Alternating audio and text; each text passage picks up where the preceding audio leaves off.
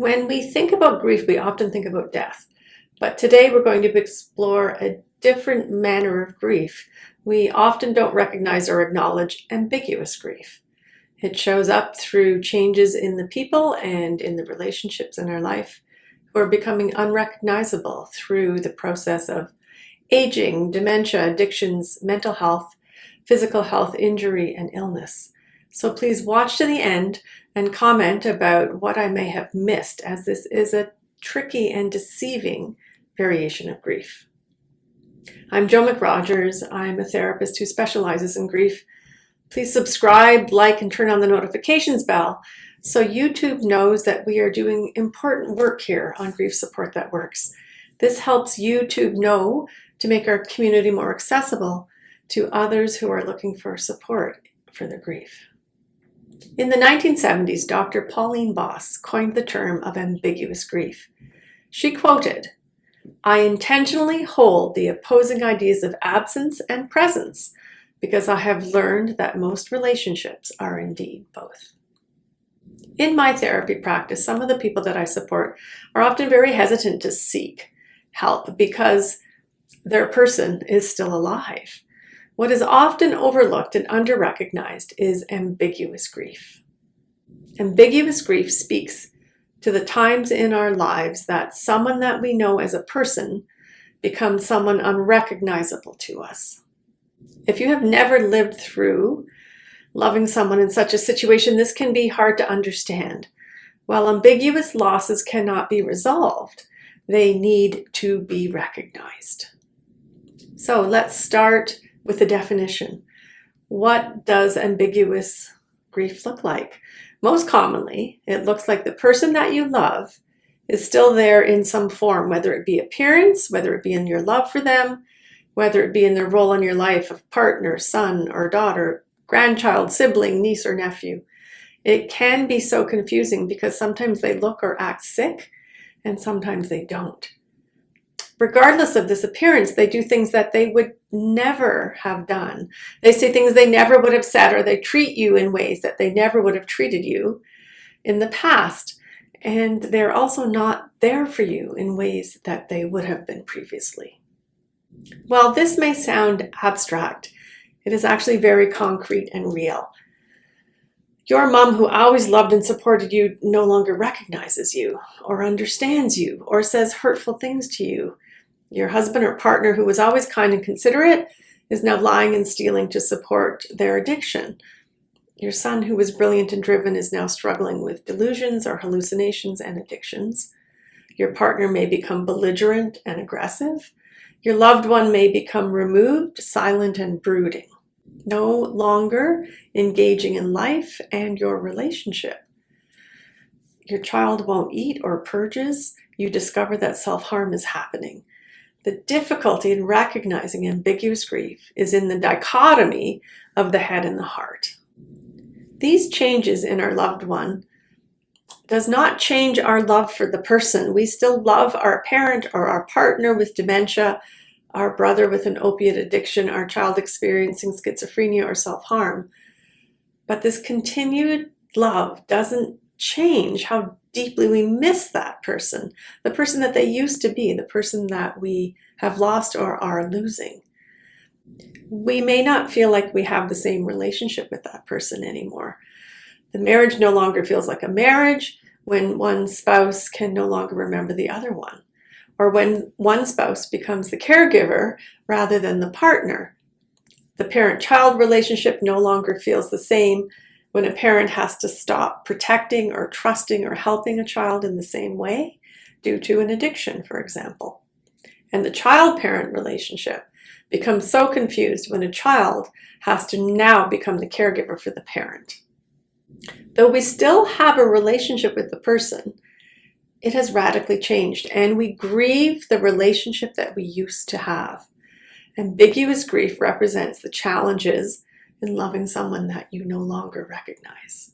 Ambiguous grief, the feelings associated with it may be sadness, yearning, anger, guilt, rage, detachment, judgment, a sense of rejection. It's the full range of emotions. A further complication of ambiguous grief is that those around us don't necessarily recognize what we are experiencing as grief. When those around us don't acknowledge our grief or make us feel that we don't have permission to grieve this sort of loss, it can make us feel lonely and isolated. It can be a hard type of grief to open up about because we know others may not acknowledge it or understand it. Those around us may focus on the, well, it could be worse, or it could get better thought trains. And none of these validate the current grief that we're experiencing. This tells us to take our grief underground. This results in more isolation, silence, and internalizing. A further risk of not acknowledging ambiguous grief is that the behaviors and words of the new person can cause us to question our old memories of the person that we knew and loved. Acknowledging the ambiguous grief allows us to compartmentalize the words and the behaviors of our loved one in the present witnessed grief of change. Acknowledging the ambiguity of the grief can help to separate out the person and our memories of the past from the current situation of our loved one and their challenges. Ambiguous grief so fits the saying of death by 1,000 paper cuts. This type of loss occurs in small nuances often. Therefore, it's hard to recognize the big picture of loss that we are experiencing, as we are constantly redefining our bottom line. We are surviving by normalizing.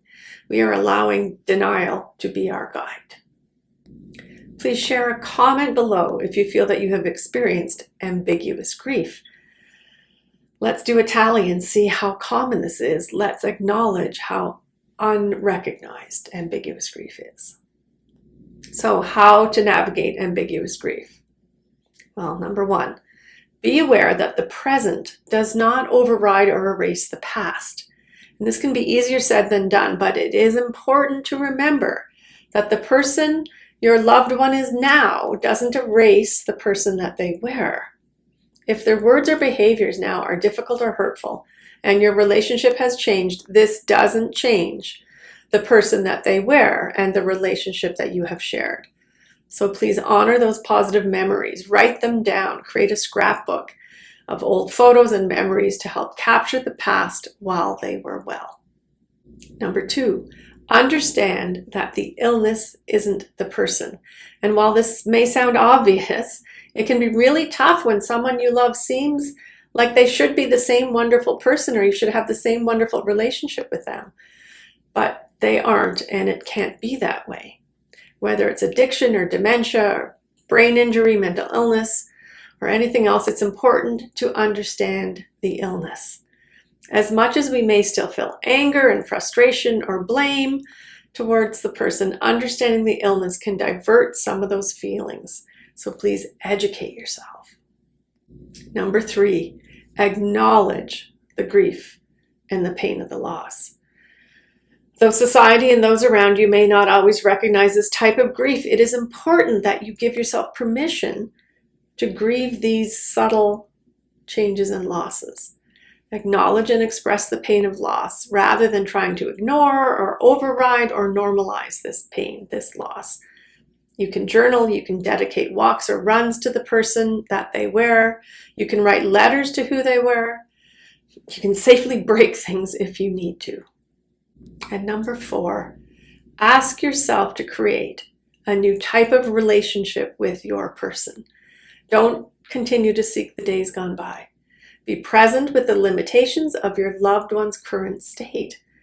And this is really hard work, and it can only be done if you acknowledge the ambiguous grief that is going on. And lastly, number five, please connect with others who can relate, because many around you can't or won't relate to the ambiguous loss.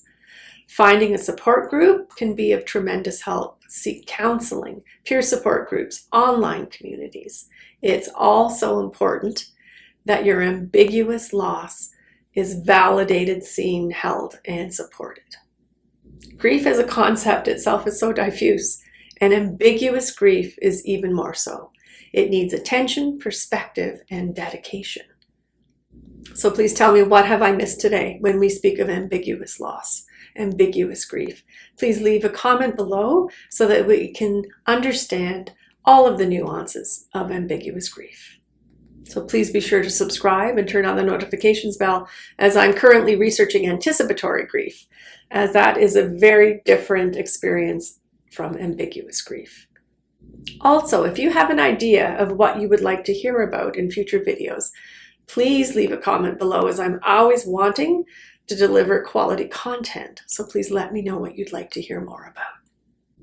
As you work to acknowledge and support your ambiguous grief, I send you kind thoughts, kind words, and a kind heart. Thank you so much, and take good care.